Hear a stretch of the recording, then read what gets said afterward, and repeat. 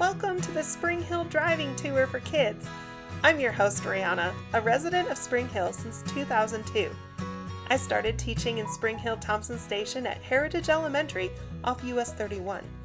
When I would drive into the school parking lot every morning, I was greeted by the sounds of the farm right next to the school. I loved hearing the rooster crow in the mornings. Now when I look across the parking lot, there's no farm. A grocery store, pharmacy, and many other buildings now take up what used to be mostly farmland in this part of Tennessee. As you drive today, I hope your imagination will come alive as you picture what Spring Hill might have looked like over 100 years ago. Let's start our tour south of town in the parking lot of Ripavilla. Pause this recording and resume when you have reached Ripavilla. Welcome to Ripavilla. This home was built in 1852 and has been preserved as an historic home, famous even for events that happened in the Civil War. I want to start out with a brief history of the town of Spring Hill before we begin talking about what happened here during the Civil War. As I mentioned in the introduction, Spring Hill looks a lot different than it did even 20 years ago. Put your imagination cap on now and transport yourself to a time when there were no buildings, no European settlers, only miles and miles of hunting grounds. Are you ready? Zoom! We are back in time during the woodland period of Native Americans. See the main road, US 31? One of the reasons it became a road was because buffalo migrated and naturally built paths into the earth. Native American tribes that used this ground for hunting were the tribes of the Cherokee, Choctaw, Chickasaw Creek, and Shawnee. Williamson and Murray County have relics dating back to the Mississippian period of Native American history. It is a fascinating history, and I hope you can stop by the Williamson County Museum in Franklin to learn more and see some of these relics. Now use your imagination and zoom forward in time from the Native Americans to the year 1808. That was the year the very first European settlers and pioneers came to build log cabins on this land. The land was given to Revolutionary War soldiers as payment. Tennessee was considered the Wild West because much of the land had yet to be surveyed and explored. Settlers during this time faced many obstacles. Think about how easy it was for you to get in your car and drive to this spot. Back in the early 1800s, families just like yours wanted to make a home in Spring Hill, but they had to transport their belongings in horses and carts through muddy, dirty roads. And think how easy it was for you to get up this morning and use your bathroom, wash your hands, brush your teeth. Now, transport yourself to the 1800s when the first community was built in Spring Hill. If you were a child in a home here, your chores might include walking quite a distance to bring water into the home every day. There were no faucets or bathrooms in the house. In fact, the name Spring Hill was given in 1825 because people would say, "I'm going over to the Spring Hill to get some water," as they carried their wooden buckets to and from their homes. I personally am glad they chose the name Spring Hill over the name Petersburg. That was actually one of the names suggested by the people who lived in this community. They loved the man named James Peters who established a church and campground in this area. Reverend Peters was devout and would not let a town be named for him, so the suggestion of the name Spring Hill stuck. What do you think? Would you have preferred to say that we're living in Spring Hill, Tennessee, or Petersburg, Tennessee? If you had the choice, what would you name the town? We're going to begin our driving tour now, but we'll be returning to Ripavilla at the end of the tour. When you return, I hope you'll have a broader picture of what Spring Hill might have looked like during the 1800s and even a better understanding of the Civil War battle that took place here in November of 1864. Let's begin our tour and turn left onto US 31 going south. Your next destination stop is at Oakland Plantation, located on Denning Lane. Pause the recording and resume once you've turned left on Denning Lane.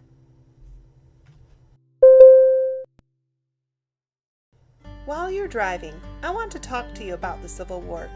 It's interesting that in many history books and documents, this war was known by different names. The War Between the States, Lincoln's War, the War of Rebellion, the War Against Slavery, and many others. For our driving tour, we'll focus on the common name in our nation's history as the Civil War. It occurred from 1861 to 1865 and has a very complex history. A part of that history took place right here in Spring Hill between November 27th and 30th of 1864. Let me ask you a question. Do you think history is boring? I know some of you might say yes, but if you do think it's boring, I bet you have only experienced history through reading a bunch of facts and numbers. Did your mind start to check out when I started talking about the dates of the Civil War here in Spring Hill? Well, remember, I want you to use your imagination. Instead of your brain having to think about dates and numbers and facts, yada yada yada, start visualizing what this countryside must have looked like with thousands of men camped out on the ground, marching in formation, firing cannons and rifles, riding their horses with their cavalry brigades.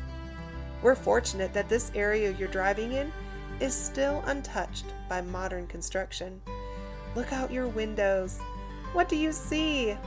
Noticing all the rolling hills and farmland helps with my imagination in visualizing what it must have looked like back then while marching from one city to another with a group of soldiers. Let's pause the recording here as you enjoy this drive to the Oakland Plantation gate. Resume the recording when you're pulled up next to the historical marker sign at the top of the driveway. How many of you have played some sort of capture the flag game? Did you have a team captain? Did you strategize to figure out how your team could win the game?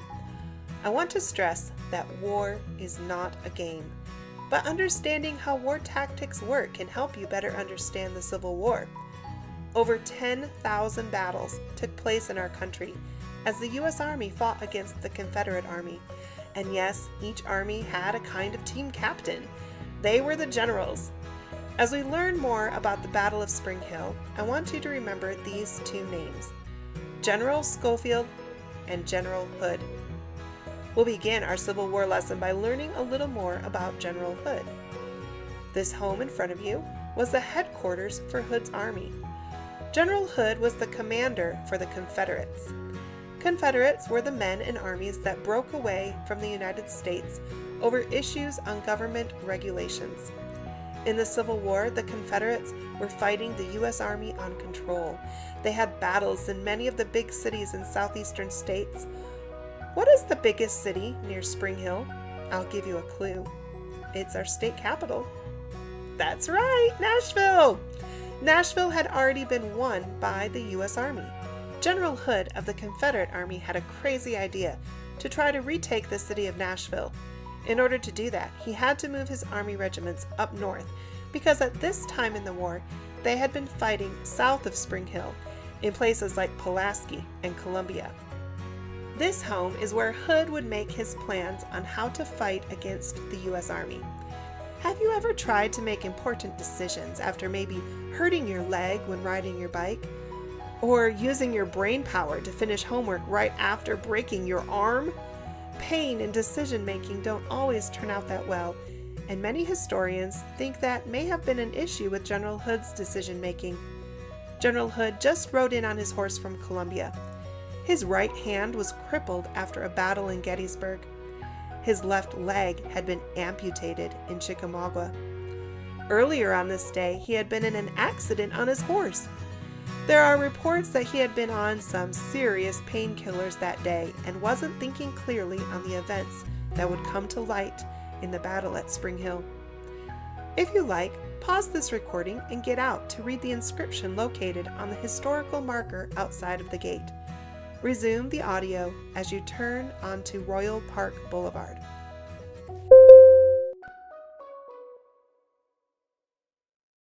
We talked about having a team captain in a battle when we just learned about General Hood, another team captain in the Confederate Army was General Forrest. Forrest was the leader of the cavalry under the direction of General Hood. Cavalry soldiers were the soldiers on horses. Forrest also had a headquarters in a home, but that home is no longer standing. You just turned on Royal Park Boulevard near the police headquarters, and as you drive down this road, you'll see the family cemetery that is still located where the Caldwell home stood. General Forrest had been working hard at following Hood's plan of moving north and keeping the U.S. Army from slowing them down. His endeavors in the area on November 28th allowed the Confederate armies to continue moving north, and he also successfully stopped a group of U.S. cavalry from entering into the area.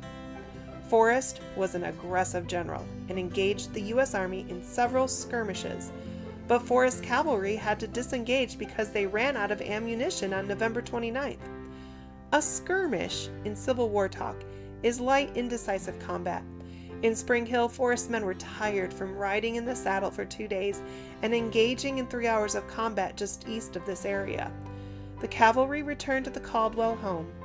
When you see the cemetery to your right, turn around and continue to drive to Battlefield Hill on Kedron Road. Pause the recording and resume when you are parked near the big hill. You're now in the location where much of the action happened in the Battle of Spring Hill. Remember how I talked about General Hood as the leader of the Confederate Army? Well, let's take some time to learn about General Schofield.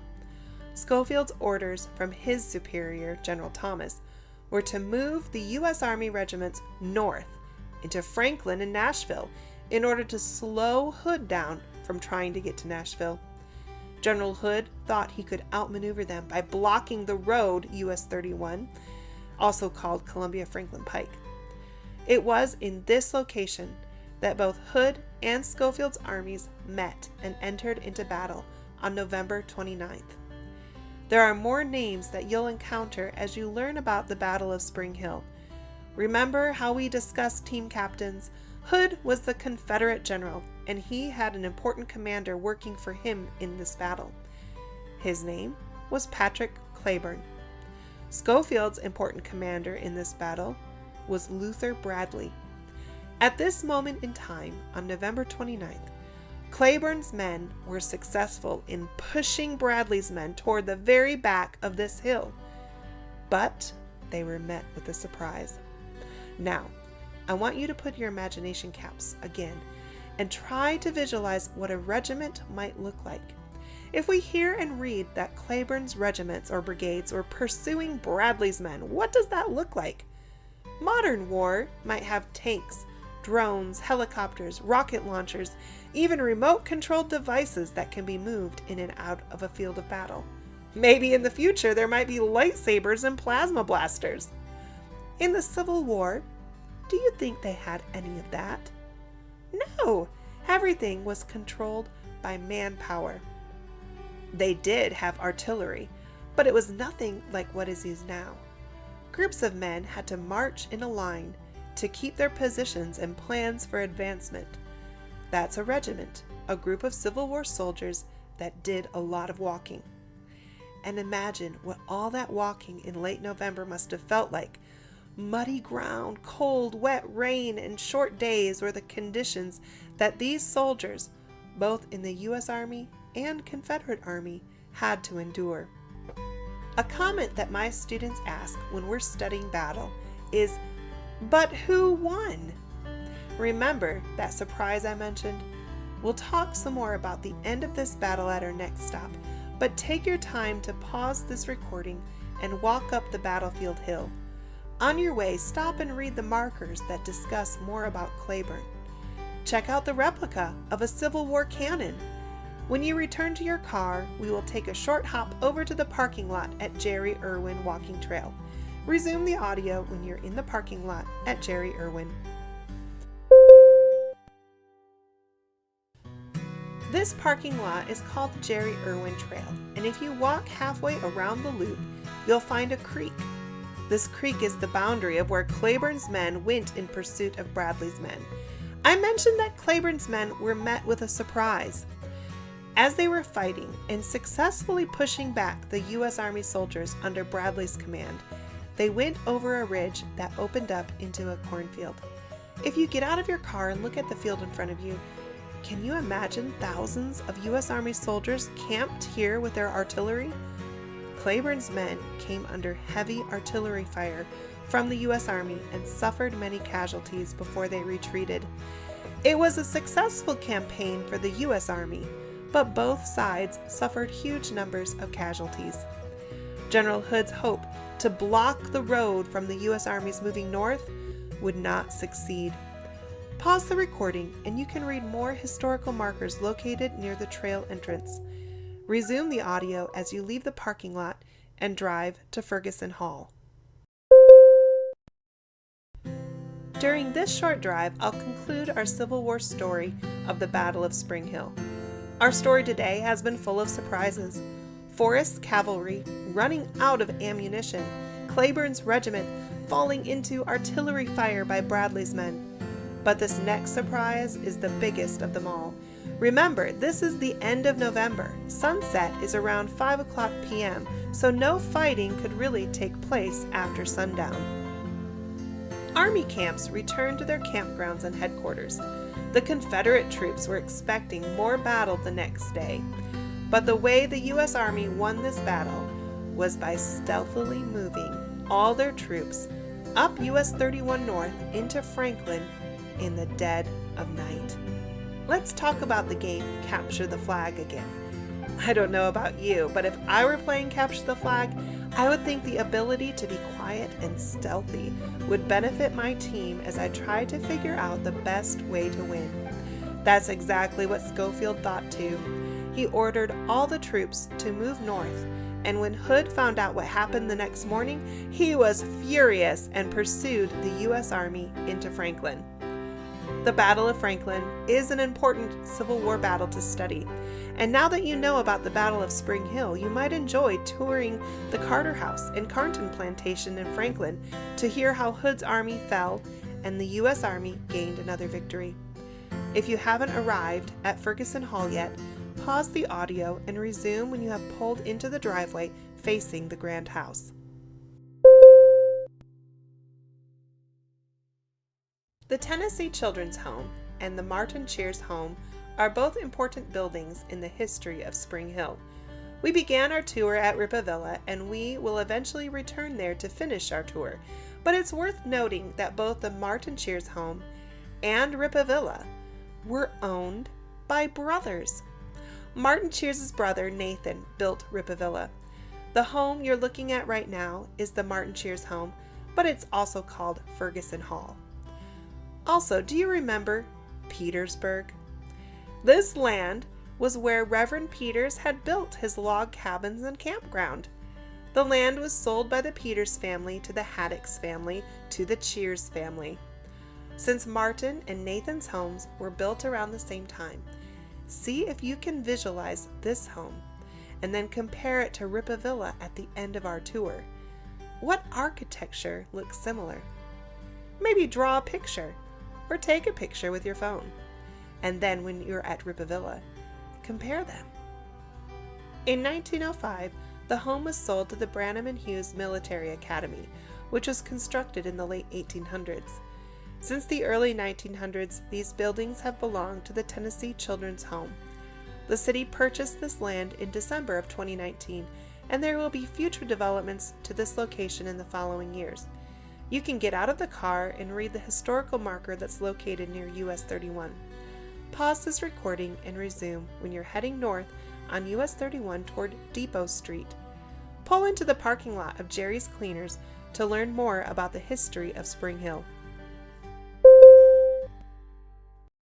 Sitting in this parking lot, you may notice that Spring Hill doesn't have a typical downtown like Columbia or Franklin. Unfortunately, fires and tornadoes destroyed what was the original downtown Spring Hill. 1938 was the year of a massive fire that destroyed businesses on the east side of 31. Firefighters from Nashville and Columbia had to come help put out the fires that were threatening to also destroy the buildings on the west side.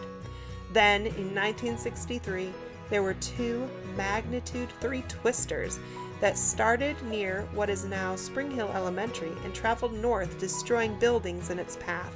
We're fortunate that tornadoes this powerful have not hit the city since then, but it is a good reminder to everyone to never underestimate the power of Mother Nature. Do you and your family have special safety precautions in place for fires or tornadoes? Before we turn on Depot Street to continue our tour, you can pause this recording and read about Ewell Farm and the town of Spring Hill at the historical markers located on the corner. Now turn left out of the parking lot onto Depot Street and head toward Summers Lumber and Timber and the Railroad Depot building. As we're driving now on Depot Street, I want to tell you a little bit about the railroad. If you've learned about railroads in U.S. history, you know how important they were in the construction of communities and towns heading west. In fact, the railroad into Nashville was built quickly because the government was excited to hold a nationwide party to celebrate the centennial of our statehood. Tennessee became a state in 1796, and after the hardships of the Mexican-American War and then the Civil War, Tennessee wanted to show the other states a good time. We were one of the first states to have a centennial exposition and invited important people from all around the world to come to Nashville. Since this is a Spring Hill driving tour, we won't spend time talking about this history. I hope you're not saying in your head, boring, because the history behind Centennial Park is far from boring, and I hope you can visit the Parthenon in Centennial Park and learn more about it. In any case, railroads were a very important part of development in a community. The railroad you'll see here in Spring Hill is the Nashville and Decatur Railroad. During the Civil War, U.S. Army troops used the railroad to bring supplies in the battle campaign against Atlanta. And then, during the Battle of Spring Hill, the U.S. Army had control of this railroad under the direction of General Opdyke. What other uses do you think railroads serve our community? Have you ever seen a train go through Spring Hill, either at this intersection or over on Beechcroft Road? What about listening for the train whistle? Can you hear them from your house? If you've reached the railroad crossing, turn around at the depot and head back toward Beechcroft Road. Turn right on Beechcroft and then left on Town Center Parkway. Resume the audio once you've turned on Town Center Parkway by the post office. Let's fast forward in history to the 1990s. Remember how I mentioned Spring Hill was full of farmland when I first moved here? Starting in the 1990s, the town experienced exponential growth because a car manufacturing plant was built just south of where we are. With factories coming in, more people moved into the area, which meant more homes, more businesses, and more government. If you need to pay your water bill or other city issues, the Spring Hill Administrative Building sits up on the hill on Town Center Parkway. This area is still under development and will be home to other future businesses. When you get to 31 again, turn right and head south to Rippavilla. That big car manufacturing plant is called General Motors. When it first came to Spring Hill, it made a line of cars called Saturn. As you drive back to Rippavilla, do you notice the name Saturn Parkway? This is why the road Saturn Parkway was built. If you got on Saturn Parkway from 31, you would enter the manufacturing plant. Now, they don't make the Saturn line anymore, but General Motors does operate in the plant to create parts for their vehicles. Pause the recording and resume when you're back at Rippavilla. I hope you have more of an understanding about the history of Spring Hill and the Civil War. Did you enjoy using your imagination? What was your favorite story? Remember the Cheers brothers? Now that you're back at Rippavilla, can you compare the Cheers home by the Tennessee Children's Home with the architecture of Rippavilla? It's interesting to notice the similarities and make a connection to the past. There's a lot to learn and enjoy when studying history. If Rippavilla is open to visitors, get out of your car, stretch your legs, and enjoy the historical markers that are located throughout the grounds of Rippavilla. They are marked on your map. Thank you for taking this adventure through history with me, and I hope you are inspired to learn more. Keep asking questions and seeking knowledge. See you next time.